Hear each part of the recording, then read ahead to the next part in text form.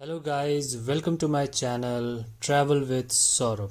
और आज का जो हमारा डेस्टिनेशन है वो है देवप्रयाग। देवप्रयाग उत्तराखंड में बसा हुआ है और आज हम अपने जर्नी की शुरुआत करने जा रहे हैं न्यू दिल्ली।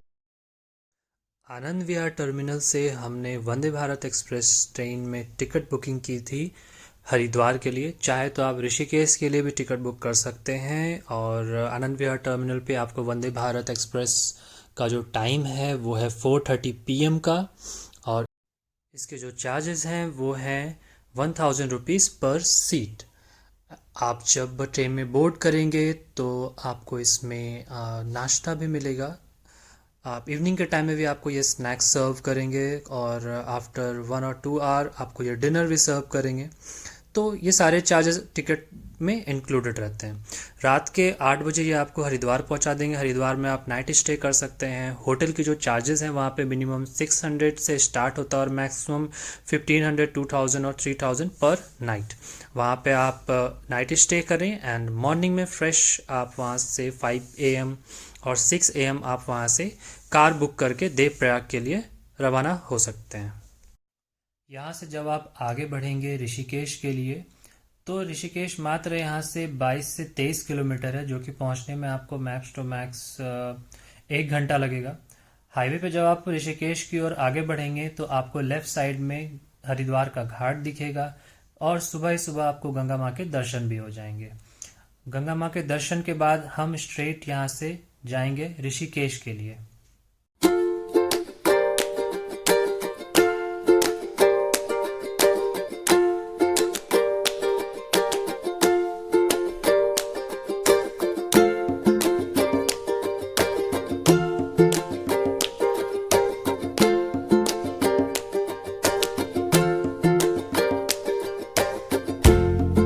ऋषिकेश पहुंचते ही हमें यहाँ से 2-3 रास्तों का पता चलेगा।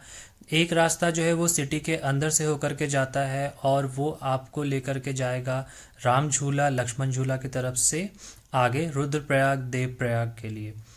दूसरा रास्ता है जो कि सिटी के बाहर से निकलने का रास्ता है, बट हम जो है वो राम झूला के साइड से निकलेंगे। राम झूला का पार्किंग जो है वो पार्किंग चार्जेस है 120 रुपीज़। हाँ, इंडिया में शायद मुझे अभी तक एक ऐसा ये पार्किंग मिला है जिसमें आपको पार्किंग चार्जेस पे भी जीएसटी देना पड़ता है। 100 रुपीज़ इनकी पार्किंग चार्जेस है एंड 20 रुपीज़ ये जीएसटी बोल करके एक्स्ट्रा आपसे लेते हैं।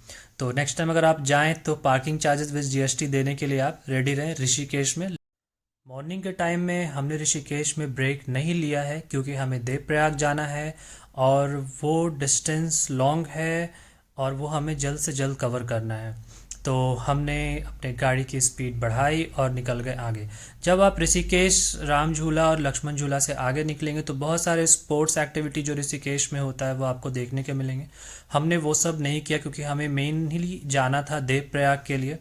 तो हमने वादियों के नज़ारे लेते हुए आगे बढ़ते गए। जैसा कि आप सामने देख भी सकते हैं, बहुत ही खूबसूरत नज़ारा है और हम रुक करके यहाँ पे सेल्फी भी क्लिक करे, फ़ोटो भी क्लिक करवाए हमने। आपको माउंटेन्स दिखेंगे, उसमें क्लाउड्स दिखेंगे और जब हम जा रहे थे तो हल्की हल्की बारिश भी स्टार्ट हो चुकी थी। तो मौसम काफ़ी अच्छा हो गया था। बहुत सारे पुराने नए ब्रिजेज़ आपको देखने को मिलेंगे। एक प्रॉपर जो माउंटेन एरिया होता है उसका आपको फील आएगा। एक प्योर एयर, फ्रेश एयर आपको मिलेगा। और यस, लैंडस्लाइड जो हम ऐसे देखते रहते हैं, हमेशा न्यूज़ में आता है कि लैंडस्लाइड हुआ है उत्तराखंड में, वो व्यू भी आप खुद सामने से देख सकते हैं। इवन लैंडस्लाइड होने के कारण ट्रैफिक भी होता है, तो ट्रैफिक में भी हमें बहुत टाइम तक रुकना पड़ता है जब तक ट्रैफिक क्लियर नहीं होता है ड्यू टू लैंडस्लाइड या फिर लैंडस्लाइड जो भी हुए हैं। ठीक है, वहाँ के गवर्नमेंट की तरफ से जो भी वो क्लियरेंस के जो प्रोसेस होते हैं उसके बाद ही वहाँ से गाड़ियों को आगे ले जाया जाता है।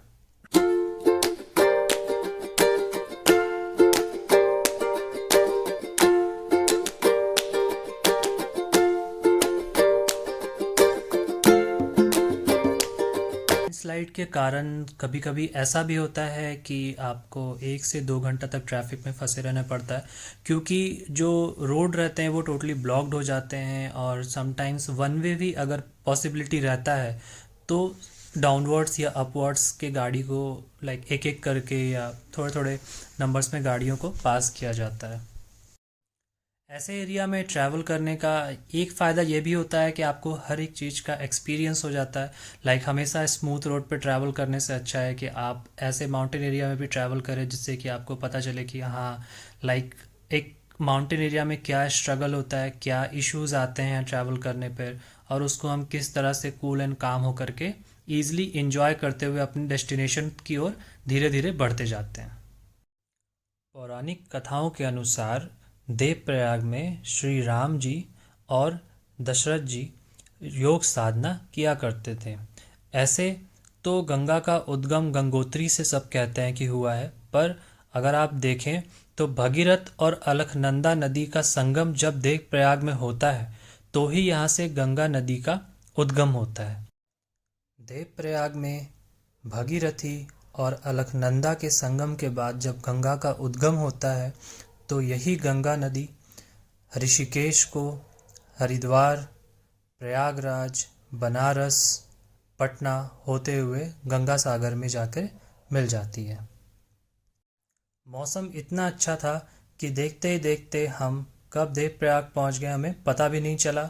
और देवप्रयाग घाट जाने से पहले अगर आप देवप्रयाग का जो फेमस टॉप व्यू है अगर आप वो देखना चाहते हैं तो आप राइट टर्न लेने से पहले ही आप अपने कार को साइड में पार्क कर दें और राइट साइड रोड के राइट साइड में आकर के आप यहाँ से ईजिली देवप्रयाग का जो संगम है, जहाँ पर भगीरथी और अलकनंदा नदी का जो संगम हो रहा है वो आप टॉप व्यू में देख सकते हैं।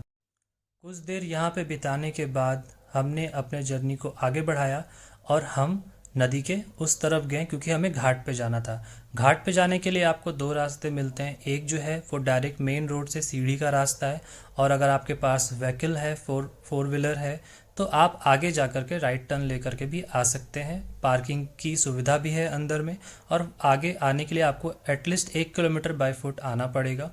हमने भी वही किया, कार पार्क करे और बाय फुट धीरे धीरे घाट की ओर बढ़ते गए।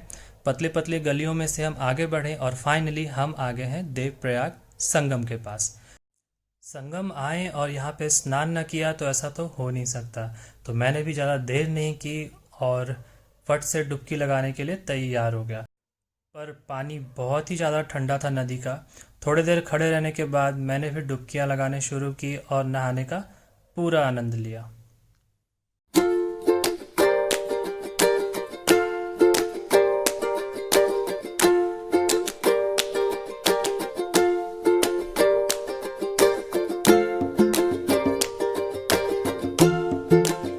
संगम की खासियत यह है कि एक नदी का पानी जो है वो लगभग आप देख सकते हैं हरे रंग का है, और दूसरी नदी का पानी जो है वो ब्राउन कलर का है। और जब यह दोनों पानी एक दूसरे से मिलते हैं तो एक रंग के हो जाते हैं, और गंगा माँ का भी उद्गम फिर यहीं से शुरुआत होता है।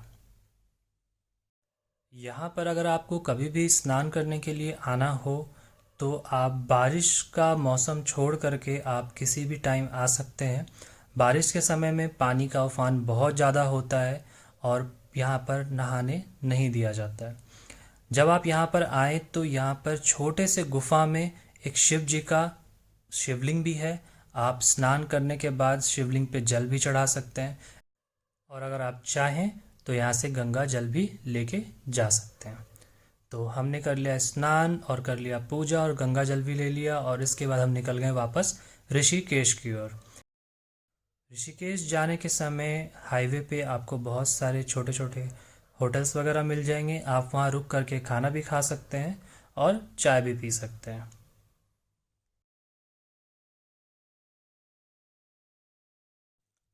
रास्ते में फ़ोटोशूट के लिए बहुत सारे आपको पॉइंट्स मिलेंगे। आप बीच में रुक करके कहीं भी आप फ़ोटो क्लिक करवा सकते हैं, बट हाँ, सेफ्टी का ध्यान रखते हुए रोड के साइड में आप आराम से फ़ोटो क्लिक करवाइए। मौसम इतना अच्छा हो रहा था कि मैंने भी अपने एक्शन कैमरा को निकाला बाहर और किया रिकॉर्डिंग स्टार्ट। रोड पर बादल आ चुके थे, ऑलमोस्ट आपको ये फॉग की तरह दिख रहे होंगे, बट ये क्लाउड्स थे क्योंकि हम एक हिल एरिया में हैं। सच कहूँ तो मुझे तो वापस आने का बिल्कुल भी मन नहीं था देवप्रयाग से, क्योंकि मौसम इतना सुहाना था और माउंटेन के व्यूज़ इतने प्यारे थे कि बस लग रहा था यहीं रुक जाऊं। बट हमें वापस तो जाना पड़ेगा, इसलिए हम यहाँ से आगे निकल गए ऋषिकेश के लिए।